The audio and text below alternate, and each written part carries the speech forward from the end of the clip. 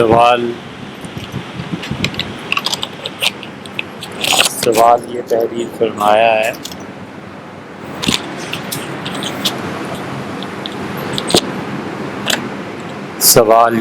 فرمایا ہے کہ سرایہ سے کیا مراد ہے؟ حضور اقدس صلی اللہ علیہ وسلم کی حیات طیبہ میں دو طرح کی جنگیں، دو طرح کے غزوات، دو طرح کا جہاد ہوتا تھا۔ ایک تو وہ تھا جس میں حضور صلی اللہ علیہ وسلم خود باقاعدہ طور پر تشریف لے گئے، جیسے احد ہے، خندق ہے، بدر ہے، وغیرہ وغیرہ۔ اور کچھ ایسی چیزیں تھیں جو رسول اللہ صلی اللہ علیہ وسلم خود تشریف نہیں لے جاتے تھے، بلکہ کسی صحابی رضی اللہ عنہ کی قیادت میں فوج کو بھیج دیتے تھے۔ وہ دستہ بھی ہوتا تھا، وہ بہت زیادہ لوگ بھی ہوتے تھے، وہ 300-400 لوگ بھی ہوتے تھے۔ جو اتنی بڑی تعداد میں بھی گئے ہیں تو خود رسول اللہ صلی اللہ علیہ وسلم کا تشریف نہ لے جانا اور قیادت کسی اور کو دے کر بھیجنا، یہ سرایہ کہلاتا ہے۔ سیرت کی کتابوں میں عام طور پہ یہ لفظ استعمال ہوتا ہے۔ حق مہر بتا کر دینا ضروری ہے یا تحفہ کہہ کر بھی حق مہر ادا ہو جاتا ہے؟ حق مہر کا ہمارے زمانے میں بتا کر دینا ضروری ہے تاکہ کوئی شک اور شبہ نہ رہے کہ حق مہر کی ادائیگی ہو گئی۔ یہ عام طور پہ تو مسائل پیش نہیں آتے، لیکن دو مقامات ایسے ہیں جہاں پہ بہت مسئلہ نازک ہو جاتا ہے۔ ایک تو طلاق کا مسئلہ کہ جب جدائی اور طلاق کی نوبت آتی ہے تو اس وقت یہ طے ہوتا ہے یا اٹھتا ہے یہ مسئلہ کہ بھئی حق مہر ادا کر دیا یا نہیں کیا۔ تب ایک طرف اگر یہ کہا جائے کہ وہ تحفہ جو دیا تھا وہ حق مہر ادا ہو گیا، بیوی نہیں مانتی، تو یہ تنازع بن جاتا ہے۔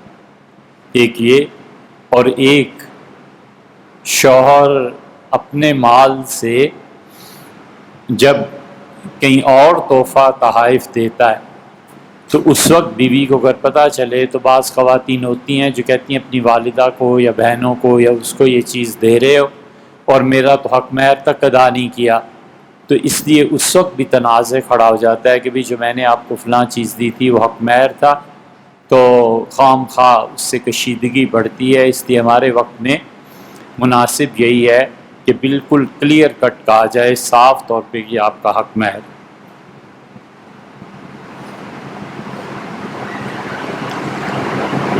جی ہاں، سوال یہ کیا ہے کہ خارجیوں نے امام نسائی رحمۃ اللہ علیہ کو خصائص علی بن ابی طالب لکھنے کی وجہ سے شہید کیا، یہی بات ہوئی۔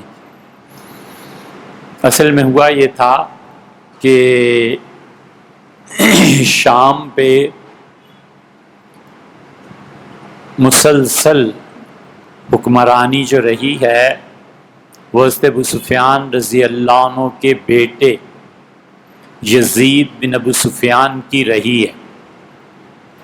بنو امیہ میں انتظامات کی صلاحیتیں تھیں، تو حضور اقدس صلی اللہ علیہ وسلم کے سب سے بڑے مخالف بھی یہی تھے۔ ابو سفیان یہ خود بنو امیہ میں سے تھے، امیر المومنین سیدنا عثمان رضی اللہ عنہ یہ خود بنو امیہ میں سے تھے، لیکن اموی خاندان کے ساتھ بنو امیہ کے ساتھ بنو ہاشم کے سنجوگ ہوتے رہے ہیں۔ خود حضرت رسالت پناہ صلی اللہ علیہ وسلم نے اپنی دو بیٹیاں بنو امیہ کے ہاں حضرت عثمان رضی اللہ عنہ کے ہاں دے دی تھیں۔ رسول اللہ صلی اللہ علیہ وسلم نے اسی طرح بہت سے ازدواجی تعلقات جو بنو ہاشم اور بنو امیہ کے درمیان پیدا ہوئے آپ کے سامنے تھے۔ فتح مکہ کے موقع پہ جب آپ نے مناصب تقسیم کیے تو کئی اچھے اچھے عہدے آپ نے بنو امیہ کو دیے، اور شام میں حکمرانی وہ چلی گئی تھی حضرت ابو سفیان رضی اللہ عنہ کے بیٹے یزید کی طرف. یزید ایک تو بیٹا ہے حضرت معاویہ رضی اللہ عنہ کا، یہ نہیں، اور ایک یزید ہے حضرت معاویہ رضی اللہ عنہ کا بھائی. ابو سفیان کے بیٹے معاویہ تھے اور ابو سفیان ہی کے بیٹے یزید تھے. تو یزید رضی اللہ عنہ کو شام کی حکمرانی دے دی تھی. پھر یزید کا دور حکومت بہت چلتا رہا. حضرت معاویہ رضی اللہ عنہ نے اپنے بھائی کی محبت میں اپنے بیٹے کا نام بھی یزید رکھا تھا. یزید بن ابو سفیان رضی اللہ عنہ کے جب انتقال ہوا تو پھر حکمرانی شام کی یہ حضرت عمر رضی اللہ عنہ نے معاویہ رضی اللہ عنہ کو دے دی تھی. تو اس طرح شام میں یہ طویل عرصہ گزرا بنو امیہ کے تحت، 18-20 سال گزر گئے. اور سیدنا عمر رضی اللہ عنہ نے اپنی وفات سے پہلے جو شاہکار خطبہ دیا ہے، جو ان کی ساری سیاست کا نچوڑ گویا اس میں آ گیا ہے، بڑی زبردست تقریر انہوں نے کی ہے. اللہ کا شکر ہے وہ تاریخ میں محفوظ رہ گئی. اس میں انہوں نے خود کہا کہ ایک بھائی شام کا حکمران رہا، پھر دوسرا بھائی شام کا حکمرانی میں نے اسے دے دی تھی، اور یہ مجھ سے تسامح ہوا ہے. یہ جو انہوں نے خود اپنے متعلق ارشاد فرمایا، اس کا نتیجہ یہ نکلا کہ شام امویوں کے پاس چلا گیا. حرمین شریفین اور یہ ساری چیزیں بنو ہاشم کے پاس تھی، اور امت مانتی بنو ہاشم کو. تو بنو امیہ کو کب امت نے اپنا مقتدی مانا ہے؟ حتیٰ کہ عبداللہ ابن زبیر رضی اللہ عنہما کے زمانے میں چونکہ مکہ مکرمہ پہ ان کا قبضہ تھا، تو مکہ مکرمہ میں عبداللہ ابن زبیر رضی اللہ عنہما ایک تو پرکشش شخصیت تھے، کشش کے اسباب ان میں جمع ہو گئے تھے. یہ پہلا بچہ ہے جو مدینہ منورہ میں پیدا ہوا ہے مہاجرین کے ہاں. یہودی جس بچے کی پیدائش مسلمانوں کے ہاں سنتے تھے، کہتے تھے یہ سب وہ ہیں جو مکہ سے آئے ہیں، اور یہ ان کی مائیں امید سے وہیں ہو گئی تھی. مدینہ منورہ میں تو ہم نے جادو کر رکھا ہے، یہاں تو کوئی مسلمانوں کا بچہ پیدا ہی نہیں ہوگا ان مہاجروں کے ہاں. تو مہاجرین کے ہاں جب یہ پہلے بیٹے کی ولادت ہوئی ہے تو مدینہ منورہ میں ایک دم سے اتنے لوگوں نے تکبیر کہی کہ مدینہ منورہ کے گلی کوچے گونج اٹھے. اتنے خوش تھے صحابہ کرام رضی اللہ عنہم عبداللہ ابن زبیر کی پیدائش پہ کہ یہودی جو بار بار کہتے تھے نا جادو جادو جادو، آج سب ختم ہو گئے. عبداللہ ابن زبیر رضی اللہ عنہما کو رسول اللہ صلی اللہ علیہ وسلم خود گھٹی دی، اور خود اپنی زبان رسول اللہ صلی اللہ علیہ وسلم انہیں دی چوسنے کے لیے بچے کو، اور اپنی انگلی جب ان کے منہ میں ڈالی، کھجوریں چبا کے جو شیرہ بنا تھا لعاب مبارک کے ساتھ اس کو ذرا سا لگایا اور انگلی ڈالی تو عبداللہ ابن زبیر چوسنے لگے. تو حضور صلی اللہ علیہ وسلم کے والد زبیر سے فرمایا کہ دیکھو ان لوگوں کو کھجوروں سے کتنی محبت. بہت منع کہ پھر عائشہ رضی اللہ عنہ نے اپنا بیٹا، خیر سارے اسباب ان میں کشش کے جمع ہو گئے تھے. اب مصیبت یہ بن گئی کہ شام میں بنو امیہ تھے اور ادھر بنو ہاشم تھے. مکہ مکرمہ میں مدینہ منورہ بھی ان کے انڈر آتا تھا. تو حج پہ جتنے لوگ آتے تھے، عبداللہ ابن زبیر ایک تو پرکشش، دوسرے زبردست بلا کے خطیب تھے. وہ عرفات کے میدان میں تقریریں کرتے تھے، مینا میں تقریر کرتے تھے. حضور صلی اللہ علیہ وسلم جن جن موقعوں پہ خطبات دیے ان مواقع پہ خطبات دیتے تھے. 7 ذی الحج کو خطبہ دیتے تھے، 9 کو دیتے تھے، وغیرہ وغیرہ. وہ ان سب میں بنو امیہ کی کرتے تھے مذمت، اور لوگوں کا ذہن بنتا تھا بنو امیہ کے خلاف. اور جب وہ اپنے علاقوں میں جاتے تھے تو بنو امیہ کے خلاف تحریکیں اٹھتی تھیں. اموی سخت گھبرائے کہ کریں کیا. انہوں نے بیت المقدس کو بنانا شروع کیا، اور بیت المقدس کو، مسجد اقصیٰ کو، وہاں ایک کعبۃ اللہ کی طرز کا ایک چبوترا چٹان، اس کو کمال کیا. انہوں نے اٹلی سے انہوں نے منگوایا سنگ مرمر، ماربل اس زمانے میں کہاں سے، اور بیت اللہ سے چند در چند انہوں نے اس کو سجایا. اور انہوں روکتے تھے، کہتے تھے یہاں رہو ہمارے پاس. سونے کی تاروں کے پردے لٹکائے، بنو امیہ کے پاس دنیا کے خزانے تھے، لیکن جو اللہ نے کہا تھا نا کہ افیدت الناس، ہم نے لوگوں کے دل پھیر دیے ہیں بیت اللہ کی طرف، اللہ سے کون مقابلہ کر سکتا تھا؟ تو بنو امیہ یوں آتے رہے۔ عبداللہ ابن زبیر رضی اللہ عنہ، پھر جب حکومت آئی سیدنا علی رضی اللہ عنہ کی، تو اس سے معاویہ رضی اللہ عنہ نے مدینہ منورہ کا گورنر منتخب کر دیا تھا۔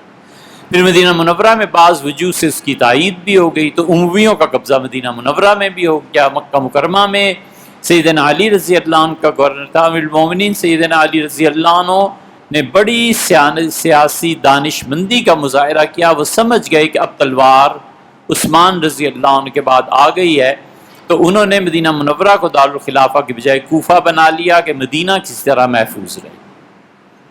کوفہ تشریف لے گئے۔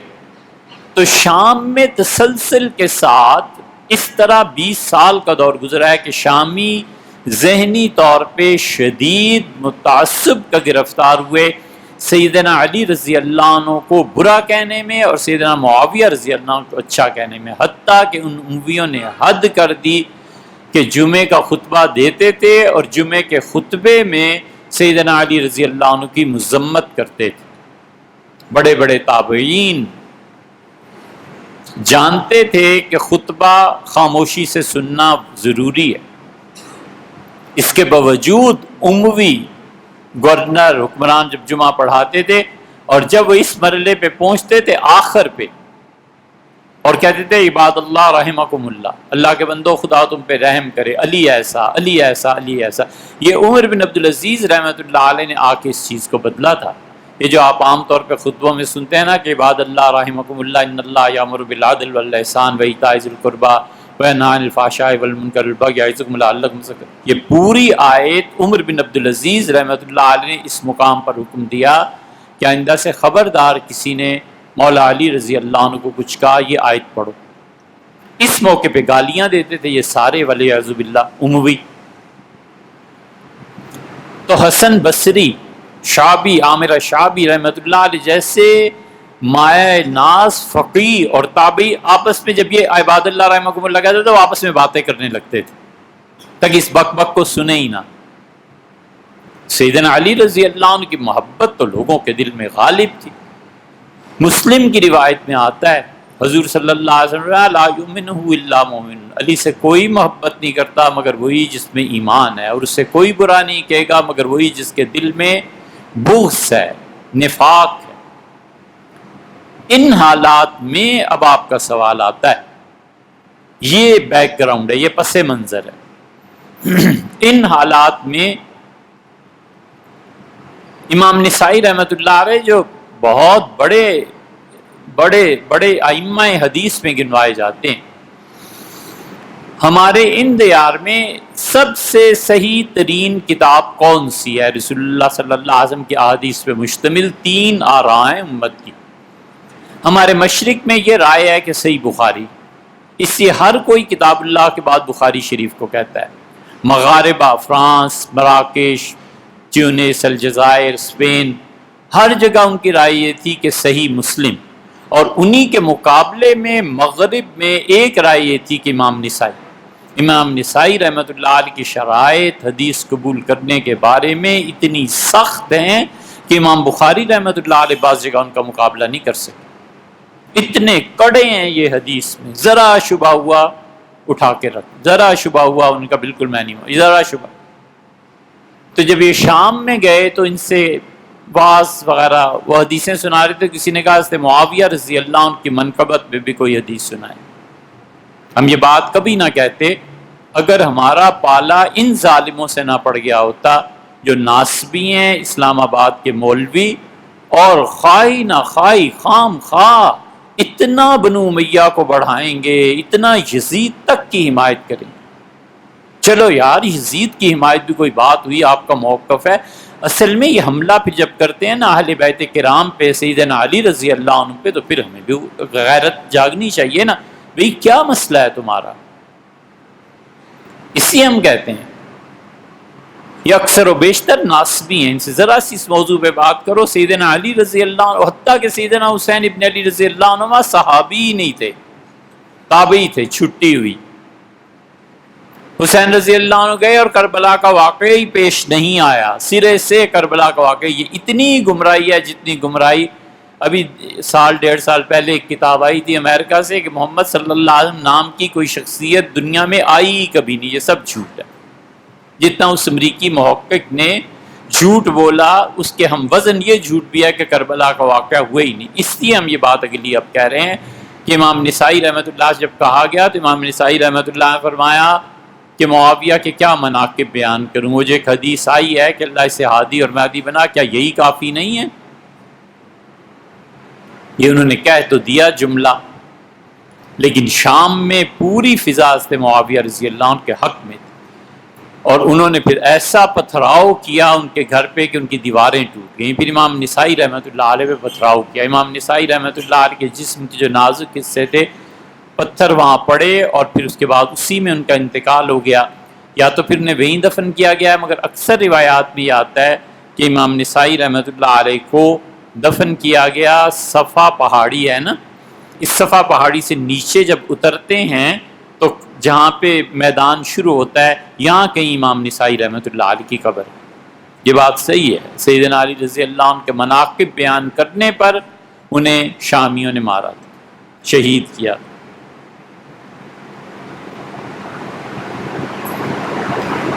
حنفی فقہا کے نزدیک نماز جنازہ میں فاتحہ نہیں پڑھنی چاہیے، جبکہ احادیث میں موجود ہے کہ فاتحہ نماز کا حصہ ہے۔ یہ تو مسئلہ پھر تقلید اور عدم تقلید پہ چلا جائے گا، یہ تو ایک فروعی مسئلہ ہے جو اصول کے تحت ہے، آپ اصول پہ آئیے پھر بات کریں۔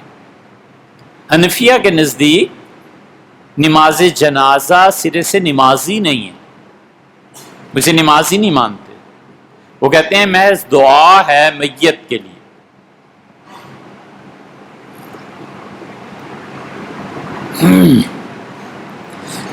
اسی لیے جب مسلمانوں میں جہالت بہت زیادہ بڑھی نا اور کوئی علم والا نہیں رہا، اور میل ہا میل تک جنازے پڑھانے والا کوئی نہیں رہا، پنڈی میں شاہ نظر دیوان ایک جگہ ہے، بنی سے راجہ بازار کی طرف جائیں تو وہاں ایک پل آتا ہے، اسے کہتے تھے شاہ نظر دیوان۔ یہاں ایک آدمی کا انتقال ہو گیا تو میت پڑی رہی، جنازہ پڑھانے والا کوئی نہیں تھا۔ گجر خان سے مولوی صاحب کو لائے اور انہوں نے آ کے جنازہ پڑھایا۔ سکھوں کی عملداری، مسجدیں ویران، اذان پہ پابندی، اس پنڈی میں بھی ہوتا رہا، لاہور میں تو تھا، خیر تھا ہی تھا۔ تو جب اتنی جہالت کی چیزیں آئیں تو یہ علماء کا بہت بڑا احسان تھا کہ انہوں نے سوچ سمجھ کے کچھ الفاظ متعین کر دیے کہ کہیں گمراہ نہ ہو جاؤ بالکل ہی۔ وہ جو متعین الفاظ تھے، لوگوں نے کہا کتاب و سنت کو تم پڑھے ہوئے کتنا ہو جو تمہیں ان الفاظ کی تشریح کرائی جائے۔ انہوں نے کہا بس یہ یاد کرو یار، اور اس طرح نماز پڑھا کرو، پورا ہی دین برباد نہ کر بیٹھنا۔ تو اس جنازے کی جو گاؤں میں اب بھی کبھی کبھی سکھاتے ہیں، سننے کو ملتا ہے، جو الفاظ اس زمانے کے علماء نے مرتب کیے تھے، ان میں سے مثلاً وہی کہتے تھے کہ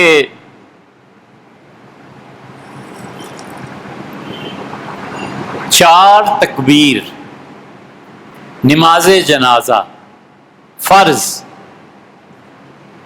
ثنا واسطے اللہ تعالیٰ کے، درود واسطے پیغمبر صلی اللہ علیہ وسلم کے، دعا حاضر میت کے لیے۔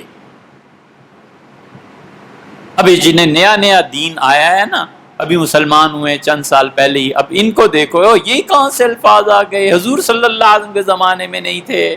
آپ کو کیا پتا کہ سکھوں کی عملداری میں کس طرح علماء نے دین کا تحفظ کیا۔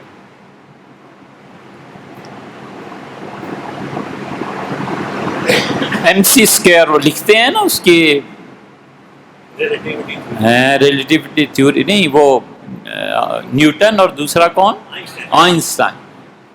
اب بچہ جو اٹھ کے کہے کہ آئنسٹائن کی تھیوری میں یہ کیوں لکھا ہے، اسے کون کہے کہ بیٹے اس کے سمجھنے کے لیے نا افلاطون جتنا ایک دماغ اور چاہیے، پڑھ لو، جب پہنچو گے تو سمجھ جاؤ۔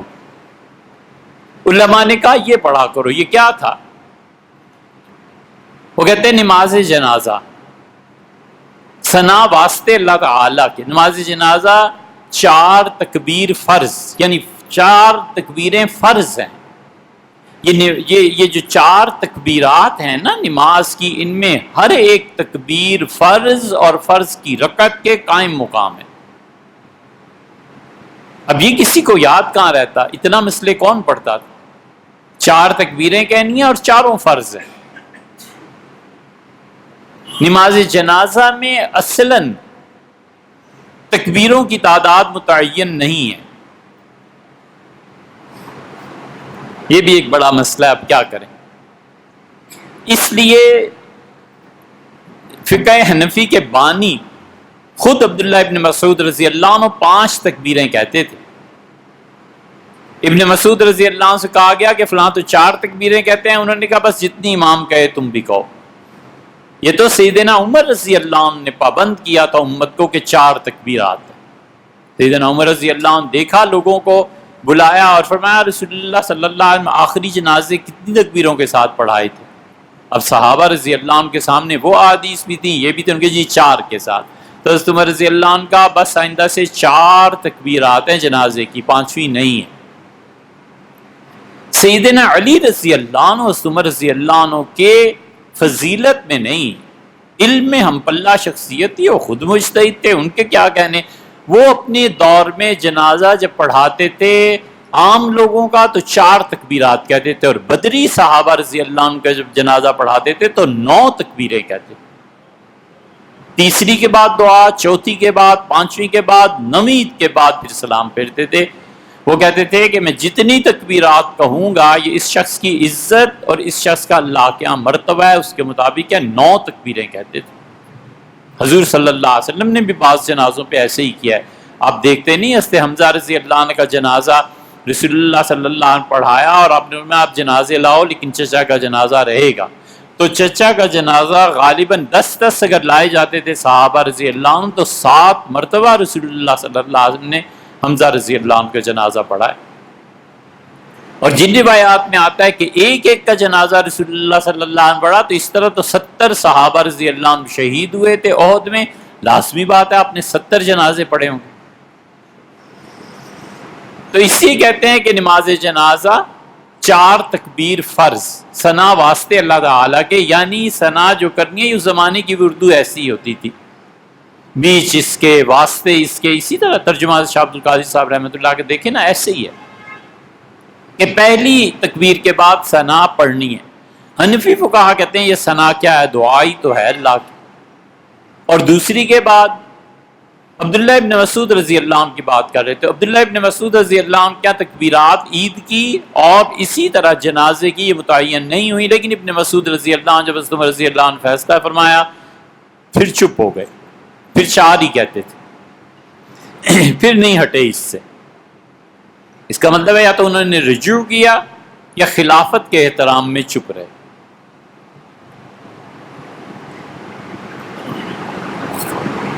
کیونکہ ہم ان کی زندگی میں یہ بھی دیکھتے ہیں کہ سیدنا عثمان رضی اللہ عنہ امیر المومنین جب آئے تو انہوں نے آ کر عرفات میں پوری نماز پڑھائی، سلام پھرا تو شور مچ گیا۔ صحابہ رضی اللہ عنہ کہاں، انہوں نے کہا انا للہ پڑھ لی اس نماز پہ، انہوں نے کہا حضور صلی اللہ علیہ وسلم 2 پڑھاتے تھے، امیر المومنین نے 4 پڑھا دی، اللہ 2 قبول کر لے 2 معاف فرما دے۔ ابن مسعود رضی اللہ عنہ نے کہا اللہ 2 قبول کر لے 2 معاف کر دے۔ ان کا کیا ہو گیا امیر المومنین، ان کے اتنے جم غفیر تھا شاگردوں کا۔ انہوں نے کہا حضرت ہم امیر المومنین کے خلاف اٹھیں، انہوں نے کہا نہیں میں فتنوں کو پسند نہیں کرتا، بس رہنے دو۔ اتنا شور تھا کہ حضرت عثمان رضی اللہ عنہ پوچھا کیا ہو گیا ہے، تو لوگوں نے کہا حضرت سب کو، انہوں نے کہا حضور صلی اللہ علیہ وسلم مکہ میں مسافر تھے، عرفات میں 2 پڑھائی تھی، میں مقیم ہوں، میں نے شادی کی ہے ابھی مکہ میں، تو میں کیوں 2 پڑھاؤں، میں نے تو 4 ہی پڑھانی ہے، مسافر کبھی 2 پڑھاتا ہے، مقیم کبھی 2 رکعتیں پڑھتا ہے۔ یہ ابن مسعود رضی اللہ عنہ کا مزاج تھا کہ نہیں خلافت مستحکم رہے، مجھے اس کے خلاف بات نہیں کرنی، یا انہوں نے پھر رجوع فرما لیا ہوگا یا پھر یہ کہ خلافت کے احترام۔ بہرحال ابن مسعود رضی اللہ عنہ پہ عید پہ بھی عید پہ ہمارے حنفی فقہا کے نزدیک 16 تکبیرات جائز ہیں۔ 4 سے 5ویں کوئی کہہ دے عید کی نماز میں تو لوگ تو لٹ لے کے کھڑے ہو جائیں۔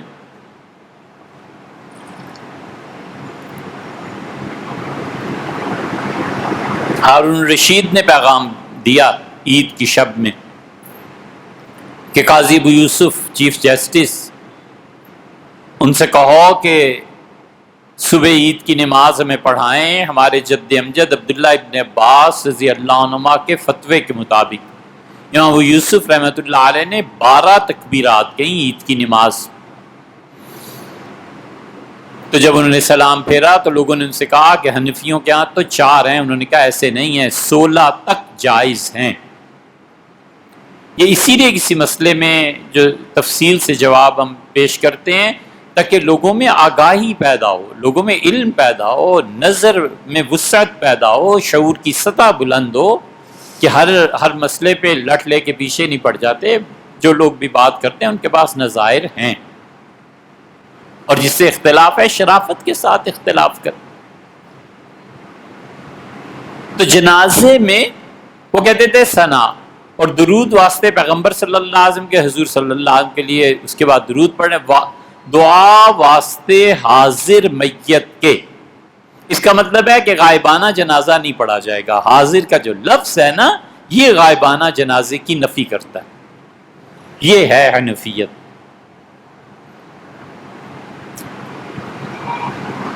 حاضر میت اسی لیے الفاظ وہ کہلواتے تھے۔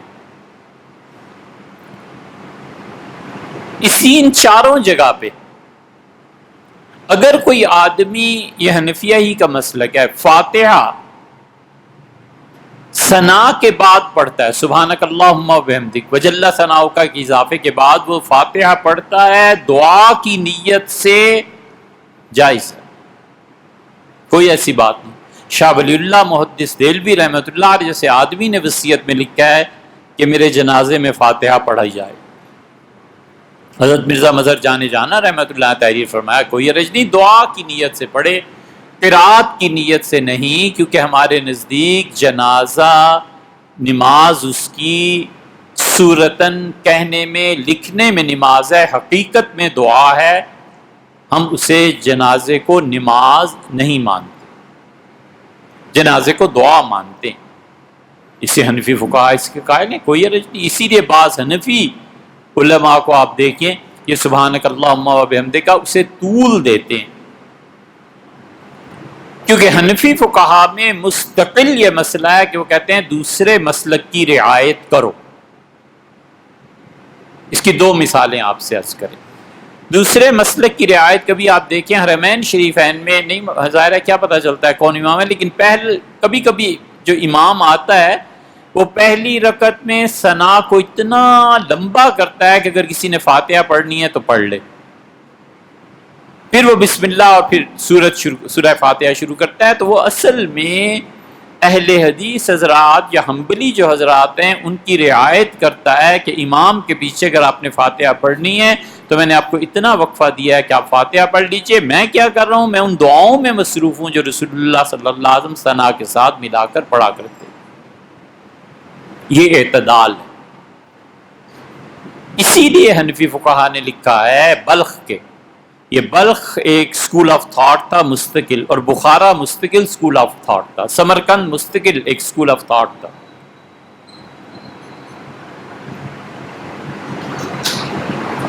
بلخ کے فقہا نے لکھا ہے کہ اگر کوئی شخص حنفی ہو اور وہ حرمین شریفین میں جائے تو وہاں جنازے کی تکبیرات میں ہاتھ اٹھانے چاہیے تاکہ سب کے ساتھ مل جائے، کوئی حرج نہیں۔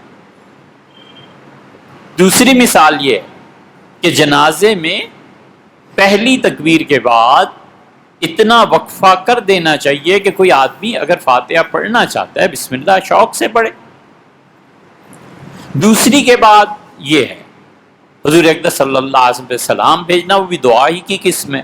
اور تیسری یہ ہے کہ اس کے لیے طویل دعائیں مانگی جائیں، چونکہ حنفی فقہا کے نزدیک یہ نماز جنازہ در حقیقت نماز نہیں دعا ہے، اس لیے وہ فاتحہ نہیں پڑھتے۔